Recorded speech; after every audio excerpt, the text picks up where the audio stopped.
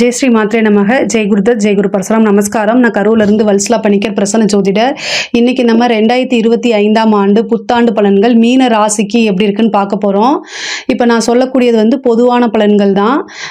நீங்கள் 100% அக்யூரேட்டான பலன்கள் வேணும் அப்படின்னா வந்து உங்களுடைய இண்டிவிஜுவல் ஹாரோஸ்கோப்பில் கிரக நிலைகள்லாம் எப்படி இருக்குது, இப்போ என்ன தசாபுத்தி போயிட்டு இருக்குது, கோச்சாரத்தோடைய நிலைகள், இது எல்லாத்தையுமே நம்ம கால்குலேட் பண்ணி தான் 100% அக்யூரேட்டான பலன்களை நம்ம கொடுக்க முடியும். இருந்தாலும் நான் சொல்லக்கூடியது 90% கரெக்டாக தான் இருக்கும். இந்த 2025ஆம் ஆண்டு எப்போ பிறக்குது அப்படின்னா மார்கழி மாதம் 16ஆம் தேதி, உத்திராட நட்சத்திரம் 1ஆம் பாதம், தனுசு ராசி, புதன்கிழமை பிரதமை தேதியில் இந்த வருடம் பிறக்குது. இந்த வருடத்தில் இந்த 2025ஆம் ஆண்டு நீங்கள் எடுக்கக்கூடிய அத்தனை முயற்சிகளுமே சக்ஸஸ் ஆகிறதுக்காக உங்களுக்காக நானும் அம்பாள் கிட்ட பிரார்த்தனை பண்ணிக்கிறேன்.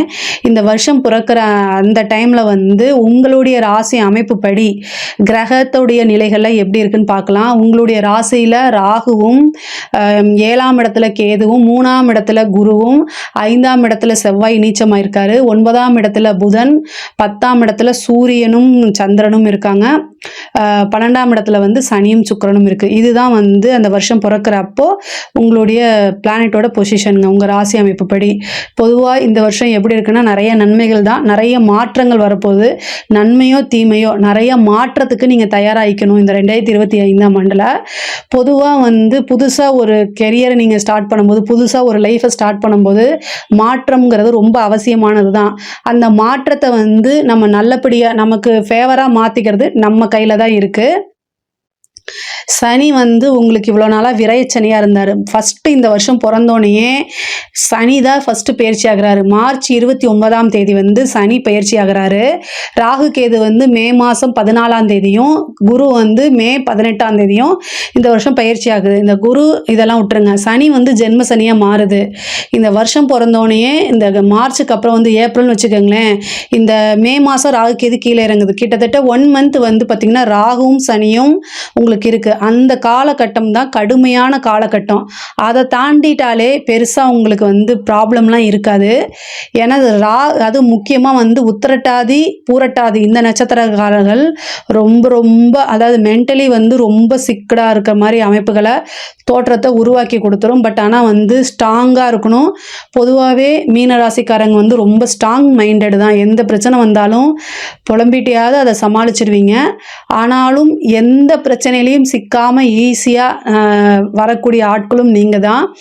ஏன்னா உங்களுடைய ராசி அதிபதியே குரு தான். நீங்கள் மற்றவங்களுக்கு வழிகாட்டியாக தான் இருப்பீங்க. அதனால் உங்களுக்கு வரக்கூடிய பிரச்சனைகளை ஈஸியாக ஹேண்டில் பண்ண முடியும். மற்றவங்களுடைய பிரச்சனைகளை கேட்டு இந்த பிரச்சனை வந்தால் இப்படி தான் பண்ணணும்னு உங்களுக்கு ஈஸியாகவே இயற்கையாகவே தெரிஞ்ச அமைப்பு தான். இந்த ஜென்ம சனி வந்து பெரிய லெவலில் வந்து நன்மை அப்படின்னு நான் சொல்ல மாட்டேன். இந்த ராகு கேது பயிற்சிக்கு அப்புறம் உங்களுக்கு ஓரளவு இந்த டிப்ரெஷன், மைண்டு டிப்ரெஷன் அப்படிங்கிறது குறையும். ஆனால் இந்த ஜென்ம சனி என்னென்னா சோம்பேறித்தனமாக்கும், நிறைய அலைச்சல்களை கொடுக்கும். ஒரு காரியத்தை எடுத்தோடனே சக்ஸஸ் பண்ண விடாது. 2-3 டைம் ட்ரை பண்ணதுக்கப்புறம் தான் சக்ஸஸ் பண்ண விடும். அதே நேரத்தில் சோம்பல் அதிகமாக இருக்கும். உடல் ரீதியாக வந்து கொஞ்சம் மாற்றங்களை கொடுக்கும். உடல் ரீதியாக என்னென்னா சோம்பேறியாக்கி விடும். ஒரு மைண்டு வந்து சுறுசுறுப்பாக இருக்கும், ஆனால் உடல் அதுக்கு ஒத்துழைக்காது. உடல் ஒத்துழைச்சுன்னா மைண்டு ஒத்துழைக்காது. இந்த மாதிரி முன்னுக்கும் பின் முரணான ஒரு செயல்களை தான் இந்த சனி செய்வார்.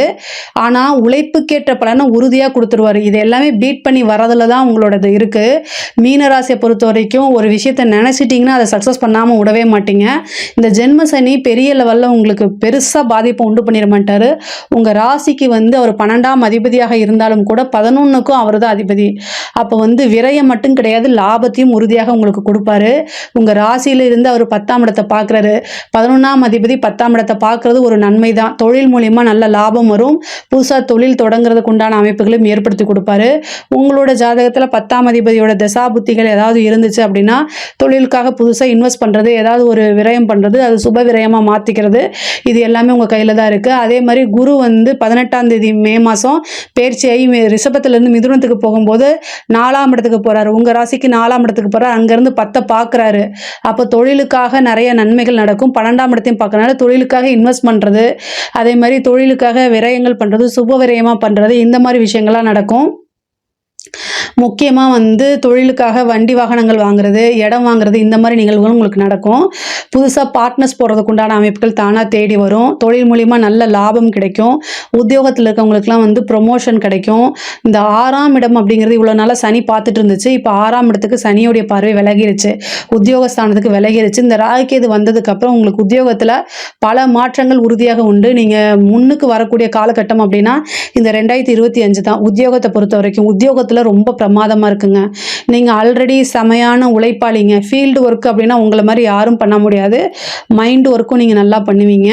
உழைப்புக்கு எந்த நேரம்னாலும் சரி அதை வந்து தயங்கவே மாட்டீங்க. உழைக்கிறதுல வந்து ஃபஸ்ட் ஆள் நீங்கள் தான் வச்சுக்கோங்களேன். அந்த உழைப்புக்கேற்ற பலன் உறுதியாக உங்களுக்கு உண்டுங்க.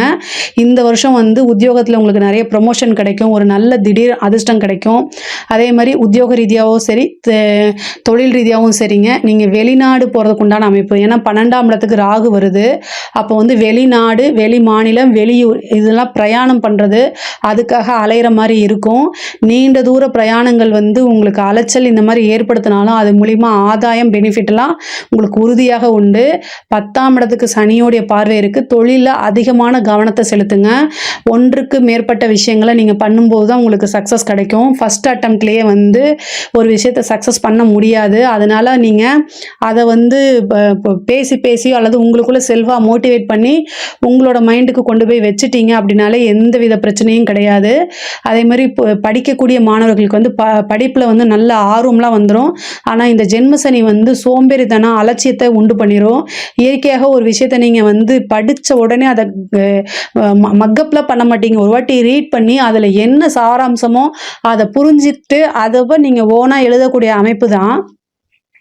ஆனால் அதை வந்து இந்த ஜென்மசனி பண்ண விடாது. அதனால் வந்து படிப்பில் வந்து நல்ல ஆர்வம் வரணும். ஆனால் 4ஆம் இடத்துக்கு குருவோடைய பயிற்சி வரனால 4ஆம் இடத்துக்கு வந்து குரு அனுகிரகம் இருக்குது. அதனால் நீங்கள் நினச்ச ரிசல்ட் எடுக்க முடியும். ஆனால் கூடுதலாக உழைப்பை போடுங்க. 10ஆம் இடத்துக்கு வந்து குருவோடைய அனுகிரகம் இருக்குது. 4லேருந்து 10 பார்க்குது. படித்து முடித்தோன்னே வேலை நிறைய பேத்துக்கு கிடைக்கும். நல்ல பிளேஸ்மெண்ட் ஆகிறதுக்கு உண்டான அமைப்பு இருக்குது. பொதுவாக வந்து மீனராசிக்காரங்க ரொம்ப முக்கியமாக இருக்க வேண்டியது வந்து தேக ஆரோக்கியத்தில். குரு வந்து 4லேருந்து வந்து உங்களுக்கு அஷ்டமத்தை பார்க்குறாரு. அதே நேரத்தில் 12ஆம் இடத்தை பார்க்குறாரு. உடல் ரீதியான மருத்துவ செலவுகள் வர்றதுக்கு உண்டான அமைப்புகள் இருக்குது. மருத்துவ விரயம் அதாவது முக்கியமாக வந்து பங்குனி மாதம் ரொம்ப கவனமாக இருக்கக்கூடிய மாதமாக இருக்குது. அதனால் ரொம்ப ரொம்ப பார்த்து நடந்துக்குங்க. சர்ஜரி இந்த மாதிரி அமைப்புகள் காமிக்குது. அதனால் பார்த்து இருந்துக்குங்க. வண்டி வாகனங்களில் போகும்போது கவனமாக இருங்க. ஏதாவது ஒரு ப்ராப்ளம்னா நீங்களாக செல்ஃபாகவே மெடிசன் எடுத்துக்காமல் டாக்டர்கிட்ட கலந்து ஆலோசித்து அதுக்கு உண்டான ட்ரீட்மெண்ட்டை பாருங்கள். 1000 500ல் செலவை முடிக்கிறதுக்கு பாருங்கள். லட்சக்கணக்கில் இழுத்து விட்றாதீங்க. ஏன்னா 8ஆம் இடத்துக்கு பார்க்குது. அதனால் பெண்களை பொறுத்த வரைக்கும் இது சூப்பரான காலகட்டம். நிறைய நன்மைகள்லாம் நடக்க போகுது. நிறைய விஷயங்கள் உங்களுக்கு சக்ஸஸை தான் கொடுக்க போகுது. புதுசாக வந்து ஒரு ஜாப் கிடைக்கும். இல்லை புதுசாக நீங்கள் வேலைக்கு போகணுன்னா இவ்வளோ நாளாக பர்மிஷன் கிடச்சிருக்காது. ஏதாவது ஒரு தடை ஒரு ரெஸ்பான்சிபிலிட்டி அதனால் அதை மீறாமல் இருக்கிறது இந்த மாதிரி விஷயங்கள்லாம் நடந்திருக்கும். பட் ஆனால் இப்போல்லாம் வந்து உங்களுக்கு ரிலாக்ஸேஷன் கிடச்சிரும். ஜென்ம சனின்னு மட்டும் நினைக்காதீங்க. 7 சனியில் உழைக்கிறவங்களுக்கு எப்போவுமே கேட் ஓப்பன் தான். அதனால் ரொம்ப ரொம்ப நன்மைகள் தான் நடக்கும். புதுசாக நீங்களாக ஒரு ஓன் பிஸ்னஸாக இருக்கிறது, உமன் ஆண்டர்பிரனராக இருக்கிறது இது எல்லாமே சக்ஸஸ் பண்ணக்கூடியது. நிறைய பணம் சம்பாதிக்கக்கூடிய காலகட்டம் இந்த 2025 அப்படின்னு வச்சுக்கோங்க. புது முயற்சிகள் எல்லாமே உங்களுக்கு சக்ஸஸை தான் கொடுக்குங்க. மீன ராசியை பொறுத்த வரைக்கும் பெண்கள் வந்து அஷ்டமத்தை வந்து பார்த்திங்கன்னா யார் பார்க்குறான்னா குரு பார்க்குறாரு. அதாவது அஷ்டமஸ்தானம்ங்கிறது மாங்கல்ய ஸ்தானம். கணவருடைய தேக ஆரோக்கியத்தில் கவனமாக இருக்கணும். கணவன் மனைவியுடைய சண்டை சச்சரவுகள் வரத்துக்கு உண்டானது, மிஸ் அண்டர்ஸ்டாண்ட் ஆகி பிரியறதுக்கு உண்டானது இது எல்லாமே இந்த சனியோடைய இதுவும் இருக்குது, குருவோடைய இதுவும் இருக்குது, பார்வையும் இருக்குது. அதனால் கொஞ்சம் அட்ஜஸ்ட் பண்ணி நடந்துக்கங்க. ஒரு தப்பு அப்படின்னா அந்த தப்பை நீங்கள் செய்யலைன்னா கூட ஆமாம் சாரி அப்படின்னு சின்ன ஒரு சென்டென்ஸில் முடிச்சிடுங்க. அதுக்கு பெரிய ஈகோலாம் வச்சுட்டு இழுத்துட்டு இருக்காதீங்க. நீங்கள் கஷ்டப்படுறது உழைக்கிறது இவ்வளோ தூரம் கஷ்டப்படுறது எல்லாமே உங்களோட ஃபேமிலிக்காக. அதை புரிஞ்சு அந்த மனநிலையில் இருந்துக்கிட்டிங்கன்னா மட்டும்தான் இந்த வருஷத்தில் வந்து உங்களுக்கு ரிலேஷன்ஷிப்பில் எந்த வித பிரேக்கப்பும் இருக்காது.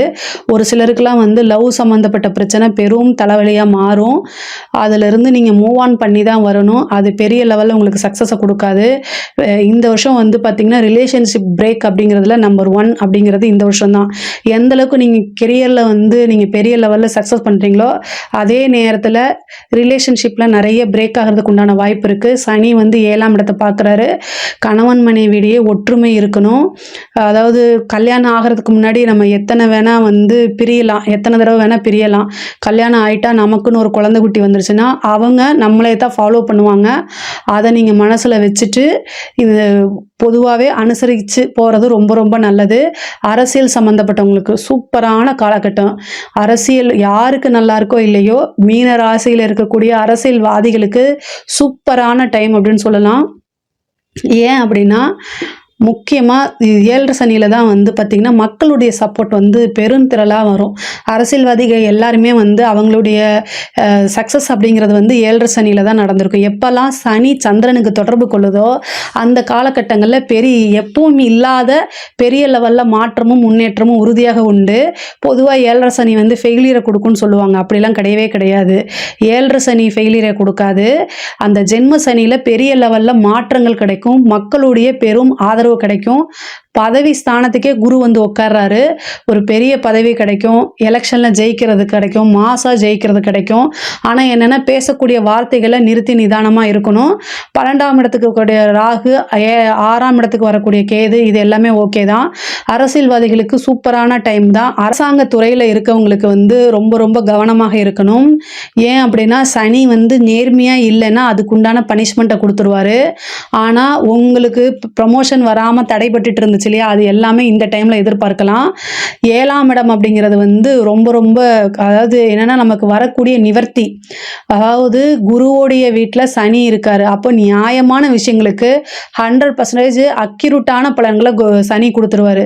நீங்கள் என்னென்ன விஷயங்களா எனக்கு இந்த அநியாயம் நடந்துருச்சு, இதுக்கு நியாயமே கிடைக்கல அப்படின்னு எதிர்பார்த்துட்டு இருந்தீங்களோ அத்தனை விஷயத்துக்கும் உங்களுக்கு நியாயம் அப்படின்னு கிடைக்க போகுது. நீங்கள் கோர்ட்டு கேஸ்ன்னு அலைஞ்சிட்டு இருந்த விஷயங்கள்லாம் உங்களுக்கு நல்லபடியாக தீர்ப்பு ஃபேவராக மாறுறதுக்கு உண்டான அமைப்புகள் கிடைக்க போகுது. அதே மாதிரி கலைத்துறை சம்மந்தப்பட்டவங்களுக்குலாம் ரொம்ப சூப்பர். நல்ல எதையுமே யோசிக்காமல் உங்களோட டெவலப்மெண்ட் பற்றி மட்டும் யோசிங்க. பெரிய லெவலில் சக்ஸஸ் ஆகும். இந்த சனி சந்திரனுங்கிறது எந்த அளவுக்கு இது வந்து புணர்ப்பு தோஷமோ அதே அளவுக்கு மீடியா ஃப்ரேமில் வந்து பெரிய மாசு உருவாக்கி விட்டுரும். அது முக்கியமாக உத்திரட்டாதி நட்சத்திரக்காரங்க, மீன ராசியில் இருக்கக்கூடிய உத்திரட்டாதி நட்சத்திரக்காரங்க கலைத்துறையில் சினிமா ஃபீல்டில் யாரெல்லாம் இருக்கீங்களோ அவங்களுக்குலாம் எழுதி வச்சுக்கோங்க. பெரிய லெவலில் சக்ஸஸ் ஆவீங்க. இது வந்து இந்த 2025 அப்படிங்கிறது உங்களுக்கு வாழ்க்கையில் மறக்க முடியாத வருஷமாக அமைய போகுது. 6ஆம் இடத்துக்கு வந்திருக்கக்கூடிய கேது வந்து உங்களுக்கு ஏதாவது ஒரு வியாதியை கொடுத்துரும். தேக ஆரோக்கியத்தில் கவனமாக இருக்கணும். அதே மாதிரி கோர்ட்டு கேஸ் வழக்குகளில் இருந்த பிரச்சனைகள்லாம் சால்வ் ஆகும். சொத்து வாங்குறதுக்கு உண்டான அமைப்பு இருக்கும். உங்கள் சொத்து மேலே ஏதாவது கேஸ் இருந்தாலும் அதுவும் சால்வ் ஆகும். கடன் சம்மந்தப்பட்ட பிரச்சனைக்கு வெள்ளி இந்த கேது தான். 6ல் வந்து எதெல்லாம் நெகட்டிவ் இருக்கோ அத்தனையும் இந்த கேது வந்து தூசியாக தொடச்சி விட்ருவார். 6ஆம் இடத்துல வந்து கடன் இருக்குது. ஸோ அந்த கடன் அதில் வந்து அந்த பிரச்சனைகளே உங்களுக்கு கண்ணுக்கு தெரியாமல் போயிடும். கடன் ரீதியாக எவ்வளோ பிரச்சனைகள் இருந்தாலுமே அதுக்கு ஒரு சோர்ஸ் உருவாகும். சீக்கிரமாக கடனை கட்டுறதுக்கு உண்டான அமைப்பை உண்டு பண்ணிடும். ஆஃப்டர் மேக்கு அப்புறம் உங்களுக்கு கடன் ரீதியான பிரச்சனைகள் வந்து படிப்படியாக வந்து உங்களுக்கு காணாமல் போயிடும். ஈஸியாக அந்த கடனை கட்டிடுற மாதிரி இருக்குது. அதே மாதிரி வந்து 4ஆம் இடத்துக்கு வரக்கூடிய குரு வந்து வீடு வண்டி வாகனங்கள் வாங்கக்கூடிய அமைப்பை கொடுத்துருவாரு. ரொம்ப ரொம்ப இந்த வருஷம் ரொம்ப நல்லா இருக்குது. நீங்கள் நினைக்கக்கூடிய அத்தனை விஷயத்தையும் சக்ஸஸ் பண்ணிடலாம். எல்லாமே வந்து பொறுமையாக இருக்கணும், நிறுத்தி நிதானமாக இருக்கணும். அவ்வளோதான், வேற எதுவுமே இல்லை. மீன ராசியை பொறுத்த வரைக்கும் ஜென்ம சனின்னு பயப்படாமல் துணிஞ்சு உங்கள் செயல்களில் வந்து எப்போவுமே ஈடுபாடு பண்ணுற மாதிரி இப்போவும் அதே நிதானத்தோடையும் சுறுசுறுப்போடனும் செயல்பட்டாலே இந்த 2025ஆம் ஆண்டு வந்து உங்களுக்கு ஒரு மறக்க முடியாத வெற்றியும் வாழ்க்கைக்கு உண்டான முன்னேற்றத்தையும் கொடுக்கும். இதில் ஏதாவது சந்தேகங்கள் இருக்குது அப்படின்னா கமெண்ட்ஸில் கேளுங்க, நான் கண்டிப்பாக ஆன்சர் பண்ணுறேன். நம்மளுடைய சேனலை லைக் பண்ணுங்கள், ஷேர் பண்ணுங்கள், சப்ஸ்கிரைப் பண்ணுங்கள். நன்றி, வணக்கம்.